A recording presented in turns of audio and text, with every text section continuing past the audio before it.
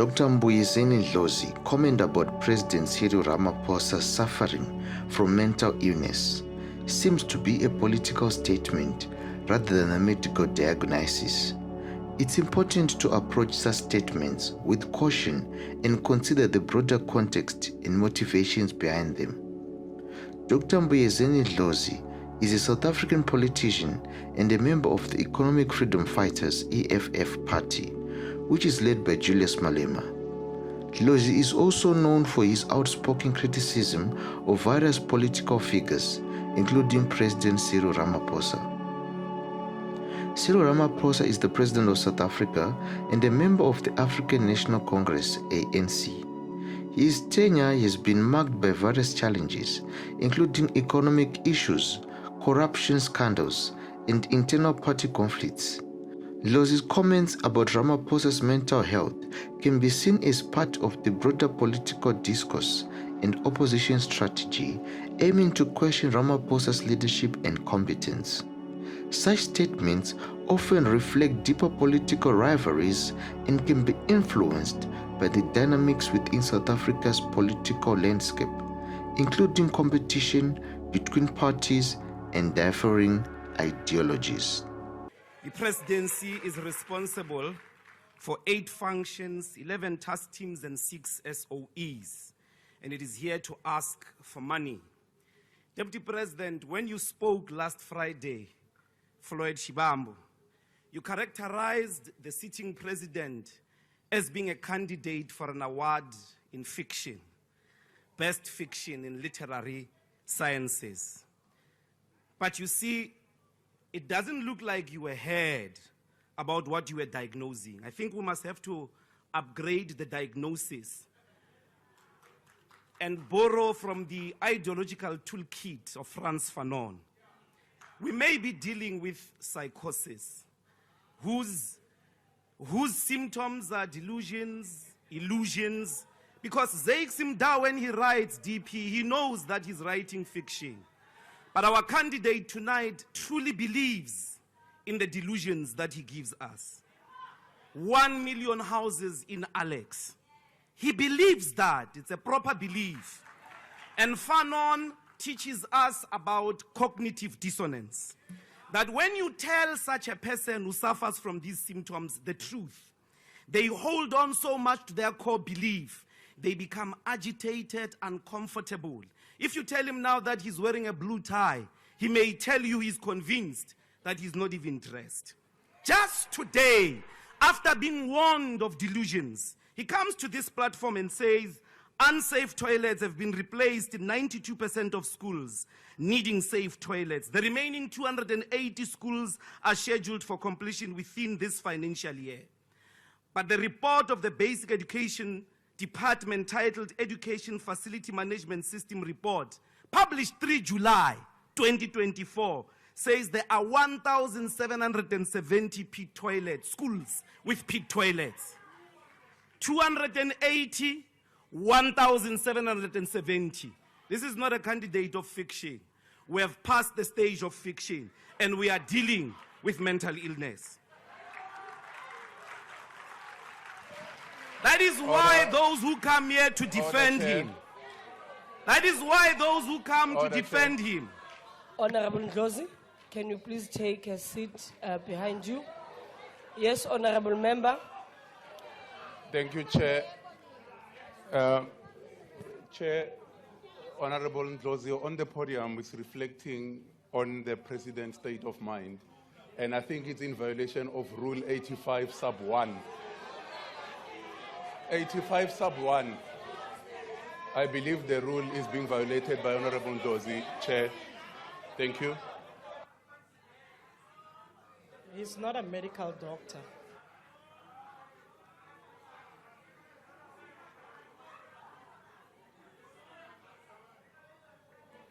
Thank you, honorable member. I think you were meant to quote Rule 84. That is unparliamentary and unacceptable language or gestures. And also, no member may use offensive, abusive, insulting, disrespectful, unbecoming, and unparliamentary words or language no offensive or unbecoming or threatening gestures. So, Honorable Ndlozi, please, when you take the podium, can you refrain from doing so, and please withdraw that. With respect, Chair, what must I withdraw? Withdraw calling the president. Point of order. Point of order. Honorable Shibam. I'm sure, House Chair, with time you'll begin to appreciate some of the precedence issues on the rulings of this House. We had a contention in the 5th Parliament where they were... Can you get closer to the mic because I can't hear you? You can sit, it's fine. And I want to talk to you standing up. We have got precedents in this House where a word schizophrenia was utilized to characterize a member of Parliament. After a process of the Rules Committee and proper interpretation, even legal advice, it was concluded that such is a permissible word. And that exactly describes what Commissioner Mbuyiseni is talking about now, of delusions, of illusions, of imaginary articulations that were made by someone here. And there is absolutely nothing wrong because precedence already has been set in terms of that ruling. So please don't do what you are doing now of saying you must withdraw because that is not consistent with the rules of this National Assembly. So your ruling is conclusively wrong. And you will realize when we then later on induct you in the Rules Committee of how these questions are handled. So please, let's allow the Speaker to proceed to characterize the phenomenon that we're dealing with now. Thank you very much. Thank you, Honorable Shibambu. Honorable Ndlozi, as I had said, that please refrain from using such insultive words from the podium. You may continue, but we will consult Hansard and later come back with the finding. Thank you. Other cognitive dissonance and psychosis candidates, they are mere candidates at this stage. Honorable Honorable Ndlozi, Khumbudzo. can you please take your seat again? There's another hand. Yes, Honorable Member. Chairperson, I insist with respect to Rule 84 that Honorable Ndlozi must withdraw because he insulted the President, His Excellency. Listen, Chair, can I... Honorable members, I can't now hear the point of order because you are drowning a member that have given a privilege to speak now. Please. No, I'm arguing, Chair, that the Honorable Member Ndlozi must withdraw. He is insulting the President to say that psychosis, it has to do with the effect of the mind. So, yeah, it's a mental illness. That is not allowed, Honorable Chair, and it's unparliamentary. Thank you, Honorable Member, but I have made my ruling that will consult Hansard and a considered ruling will be made thereafter. Thank you. Continue, Honorable Ndlozi. Other candidates of this mental phenomena is Honorable Khumbudzo, a admitted CR17 funds beneficiary, implicated in the Zondo report on Dinel, and a local municipality.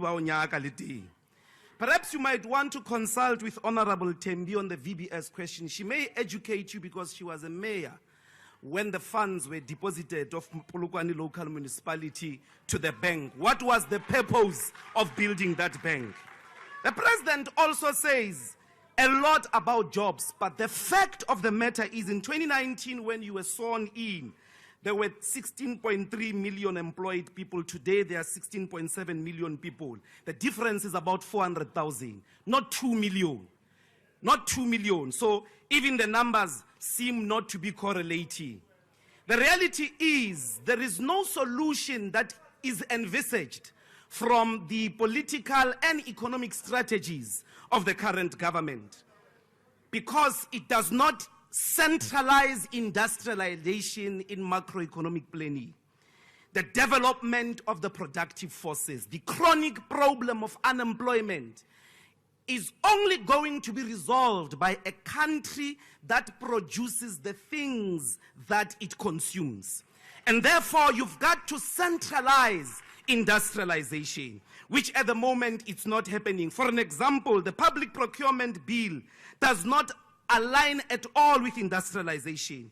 There is no mention of leveraging state procurement budget direct to re-industrialization. Instead, the bill seeks to place measures to address professional ethics, pricing issues, accountability, and transparency. You should use your buying capacity as the state to buy locally manufactured goods, just from your procurement budget alone. That is not there. The Black Industrialist Program is actually the greatest and tragic joke on black people. In 2022, we received a report that there was an allocation of 36 billion rands for 1,000 black industrialists. If you take these figures at a nominal value, you are looking at 37 million rands per so-called black industrialist. Ford invested 12 billion, of which 4.5 was a government incentive test scheme benefit. To construct the Silverton plant in Pretoria, Toyota received 2.6 billion. 2.6 billion. And black people are expected to industrialize with 37 million. You see the joke there. The IDC was at the center of apartheid state-led development. It not only was creating companies like Sasol. Look at the industrial scale of Sasol. Perhaps there is a lack of understanding of what true industry is. The IDC was at the center of the creation of Sasol, was at the center of the creation and growth of ISCO. But since 1994, show me a single industry that the IDC started with the scale of ISCO, with the scale of Sasol. Your chronic levels of unemployment can only be resolved by a bold step, such as using the IDC within the Department of Trade and Industry to create large-scale industrial projects the size of Sasol and ISCO.